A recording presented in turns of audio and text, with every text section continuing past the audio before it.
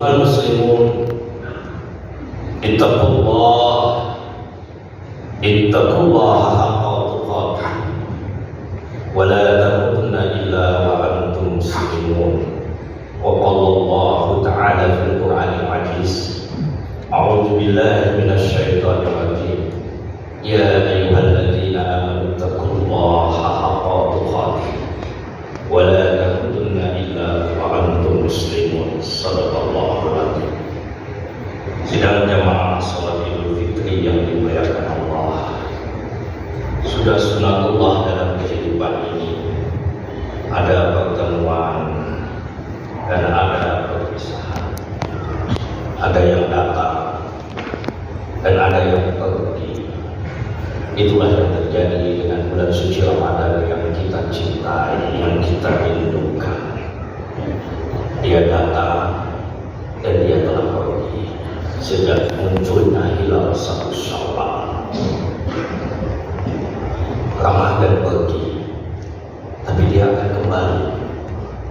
Selama alam semesta ini Allah jaga, Allah pelihara, maka setiap tahun Ramadan akan datang menjumpai manusia di muka bumi. Inna fi khalqis samawati wal ardh wa ikhtilafil laili wan nahar la ayatin li ulil albab. Sesungguhnya di dalam proses penciptaan langit, penciptaan bumi, silih berganti malam, siang, kita jalan ini. Yang menjadikan hari berganti, minggu berganti, bulan berganti, tahun berganti. La ayatin li ulil albab. Terdapat tanda-tanda kebesaran Allah, keagungan Allah bagi orang yang berakal. Ramadan akan tiba kembali, tapi tidak dengan kita. Ada saatnya ketika Ramadan tiba, kita sudah tiada.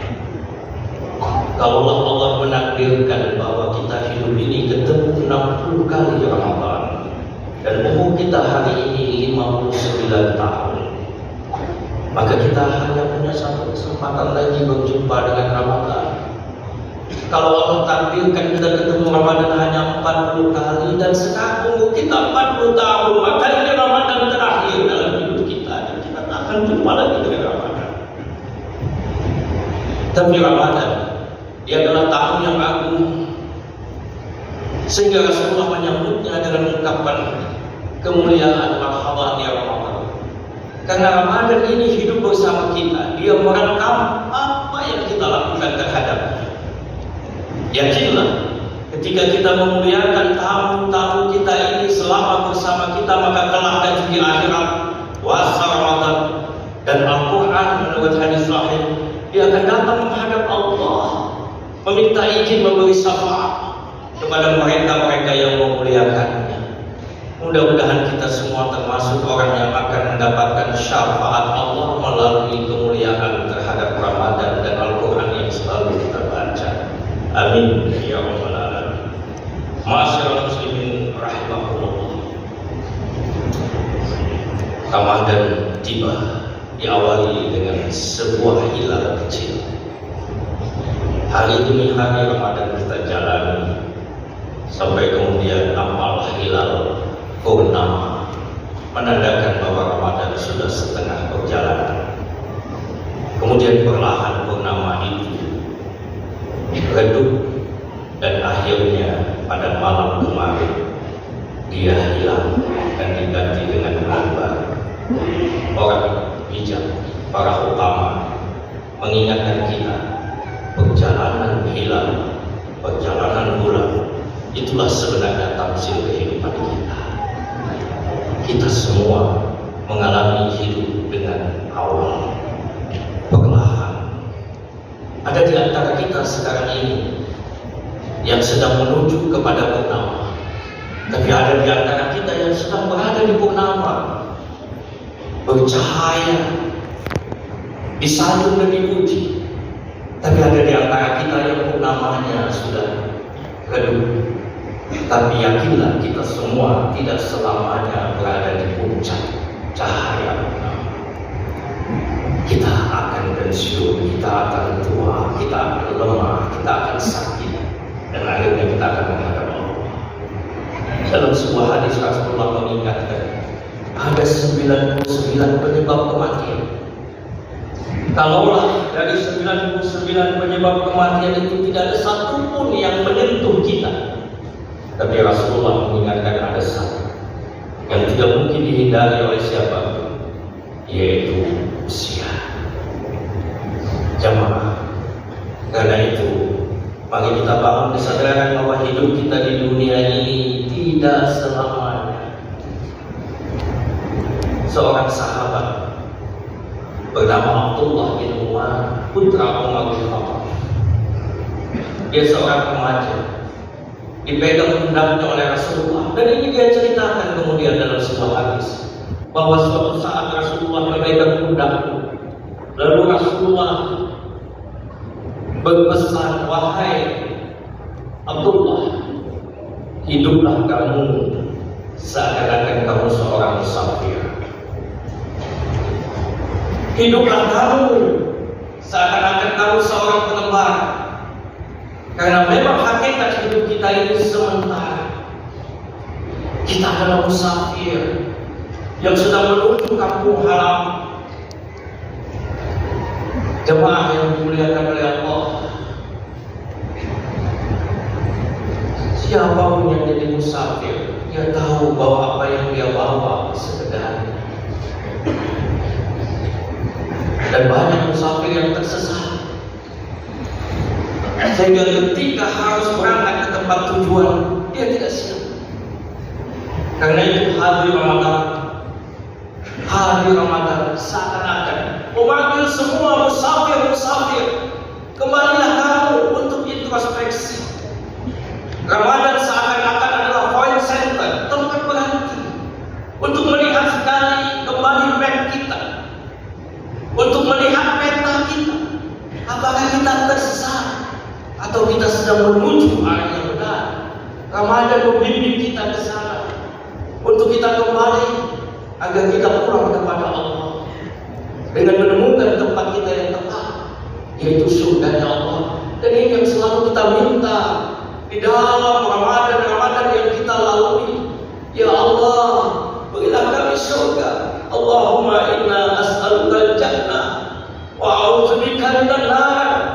Dan jauhkan kami ya Allah, lindungi kami dari neraka. Karena surga adalah kampung kita. Adam dan Hawa indah kita tempatnya di surga. Neraka itu kampungnya iblis, neraka itu kampungnya setan. Maka kita kembali adalah menuju surganya Allah. Dan kalaulah selama Ramadan ibadah-ibadah yang kita lakukan, apakah itu sholat tarawih, membaca Al-Quran, berzikir, bersedekah, semua kebaikan yang kita lakukan didasari oleh cinta kita kepada baginda Rasulullah. Maka apa yang diucapkan oleh Rasulullah, anta ma'aman ahbabta, kamu nanti akan bersama orang yang kamu cintai. Maksud Rasulullah, kalau kita mencintai Rasulullah, maka Rasulullah menjamin kita akan bersama beliau nanti di dalam surganya Allah. Mudah-mudahan semua yang kita lakukan adalah didasari rasa cinta kepada Rasulullah. Dan ini harus dibuktikan tidak hanya di bulan Ramadan. Nanti seusai Ramadan kita juga akan melestarikan ketaatan dan kepatuhan kita ini. Insya Allah kita akan wafat dalam keadaan husnul khatimah, dan kita semua akan nanti bersama Rasulullah di dalam surga. Amin ya rabbal alamin. Allahu akbar, Allahu akbar, Allahu akbar, walillahil hamd. Jamaah yang mencintai Allah, waktu akhirat itu tidaklah seperti waktu dunia. Malik Yaumiddin yang tadi dibaca oleh kita, yang menguasai Yaumiddin itu kata ulama adalah hari yang sangat panjang. Satu hari akhirat sama dengan 1000 tahun dunia. Satu hari akhirat. Wa inna yawman 'inda rabbika ka'alfi sanatin mimma ta'udun. Sesungguhnya sehari di sisi Tuhanmu seakan-akan 1000 tahun menurut perhitunganmu. Surah Al-Hajj ayat 47. Jadi kalau sekarang tahun 2024, itu dalam hitungan akhirat hanya 2 hari. Kalau kita berhitung matematis yang umurnya 42 tahun hari ini, itu baru 1 jam dalam hitungan akhirat. Kalau ada yang umur 80 tahun hari ini dalam hitungan akhirat, hanya 2 jam. Maka janganlah kita menyia-nyiakan kehidupan dunia ini untuk menghadapi penderitaan yang dahsyat, hari yang sangat panjang pada hari akhir. Allah mengingatkan kita semua, ya ayyuhalladzina amanu taqullaha wal tanzur nafsum ma qaddamat lighad wattaqullah innallaha khabirun bima ta'malun. Wahai orang yang beriman, bertakwalah kamu kepada Allah, dan hendaklah setiap diri memperhatikan apa bekal yang akan dia bawa untuk hari esok. Bertakwalah, sungguhnya Allah mengetahui apapun yang kamu kerjakan. Ma'asyiral muslimin rahimahumullah. Marilah Ramadan yang sudah mendidik kita, mentarbiyah kita untuk terus kita lestarikan dalam kehidupan. Ramadan mendidik kita menjadi manusia yang jujur, manusia berintegritas, kata orang hari ini. Tidak ada seorang pun di antara kita yang ketika siang hari di bulan Ramadan kita makan dan minum dalam kesendirian karena tidak ada yang melihat. Ini semua kita lakukan karena kita yakin Allah melihat. Nilai-nilai seperti ini dasar. Kalau seandainya nilai-nilai seperti ini mampu bertahan dalam kehidupan di luar Ramadan, maka kejahatan pasti akan menurun. Karena orang takut tidak hanya di masjid, takut tidak hanya ketika beribadah, tapi dia takut dimanapun ketika dia Ramadan. Allah selalu ada dimanapun dia berada. Allah tidak dilokalisir hanya berada di masjid, tapi Allah berada di pasar, Allah berada di kantor, Allah berada di dalam sudut-sudut publik kehidupan kita. Maka yakinlah, kalau ini tercipta, kita akan menuju baldatun thayyibatun warabun ghafur. Allahu Akbar, Allahu Akbar, Allahu Akbar, walillahil hamd. Ramadan juga sesungguhnya dengan lapar dan haus yang kita rasakan setiap hari, memberikan sentuhan nilai kemanusiaan. Lapar dan haus yang kita rasakan itu hanya simulasi, latihan, karena kita semua punya. Kita berbuka, berlimpah, tapi sebenarnya Allah menyentuh nurani kita. Wahai orang-orang yang berkuasa, yang mempunyai kelebihan, yang hidupnya bahagia, ketahuilah banyak saudara yang tidak seperti engkau. Mereka belum makan ketika kita sudah makan. Kita lapar hanya beberapa jam, mereka lapar berhari, bahkan ada yang berminggu. Mereka hidup dari harapan kepada rumah-rumah orang kaya, rumah-rumah orang mewah, menanti ketika sampah dibuang, menunggu di depan restoran, menunggu di depan hotel untuk mengais-ngais kalau ada makanan sisa yang masih bisa dimakan. Mereka adalah saudara-saudara kita. Karena itu Ramadan menyentuh nurani kita agar mau berbagi, menjadi manusia yang bersyukur, karena kita tidak seperti itu. Ini yang kita diajarkan oleh Ramadan kepada kita. Jemaah, angka kemiskinan di Indonesia ini di atas 25 juta. Untuk Aceh saja kalau kita share ke Google, itu 800.000 lebih saudara-saudara kita yang hidup dalam garis kemiskinan. Kalau kita membelah belahan bumi lain, hari ini saudara kita di Palestina tidak sebahagia kita. Sudah hampir 6 bulan mereka diserang, dihancurkan oleh kebiadaban Yahudi. Anak-anak kita sekarang tertawa berlari, kita pulang ke rumah,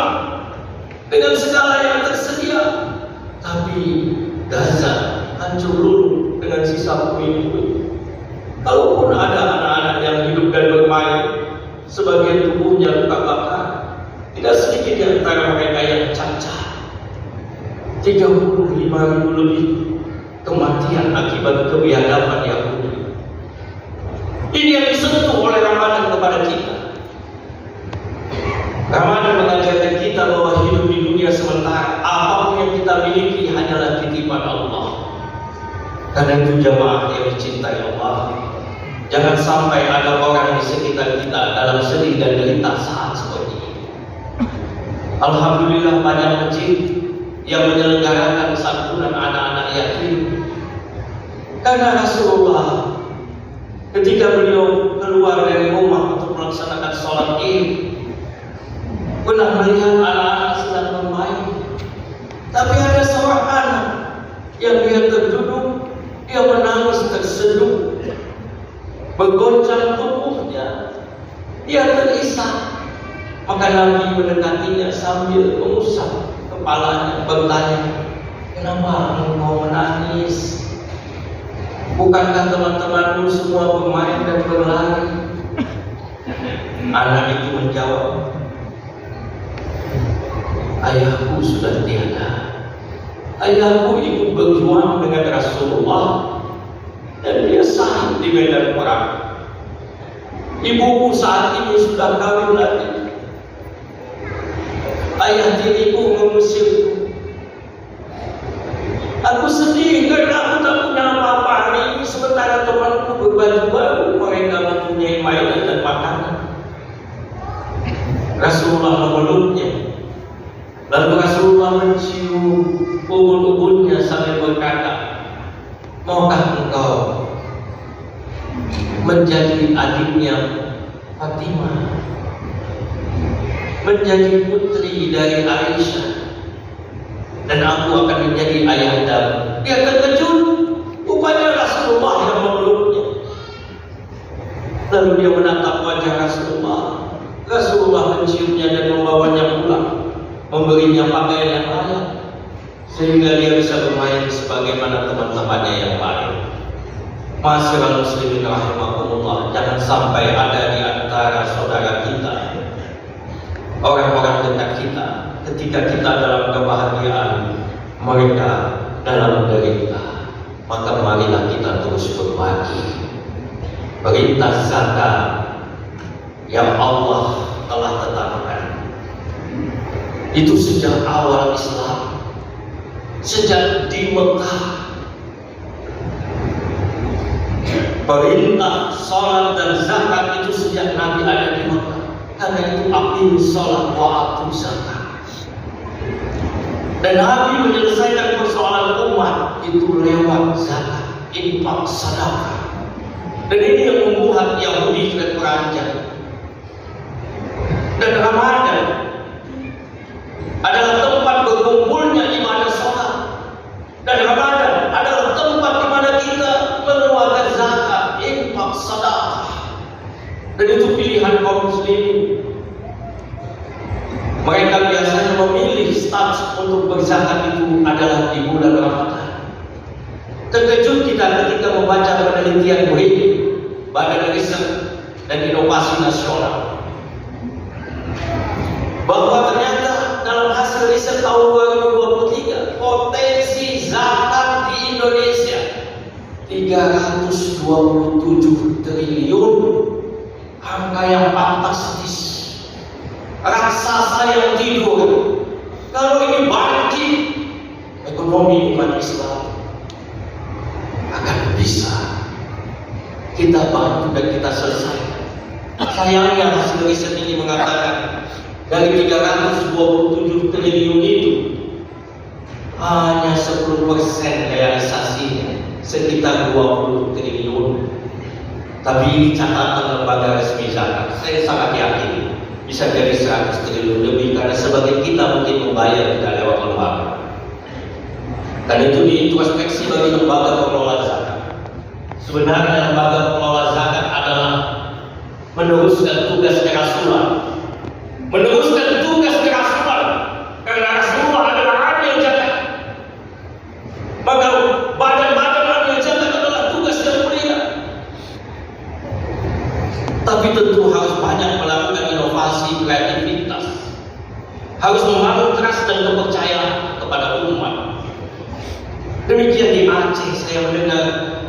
mencapai 4 triliun. 4 triliun bukan angka yang kecil. Saya realisasi di Aceh sekitar 100 miliar per tahun.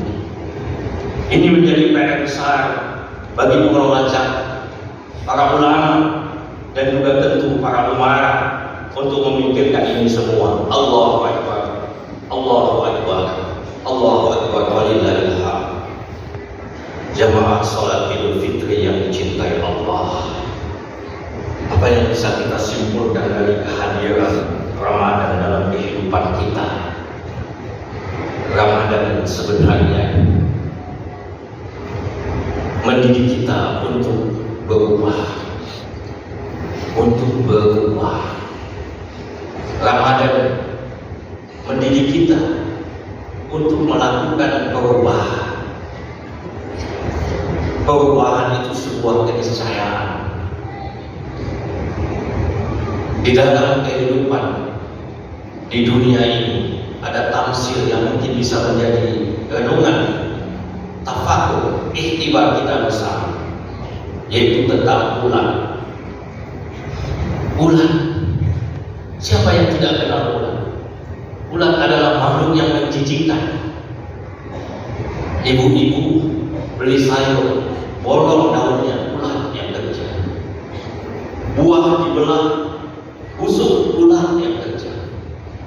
Ulat sesuatu yang tidak disukai.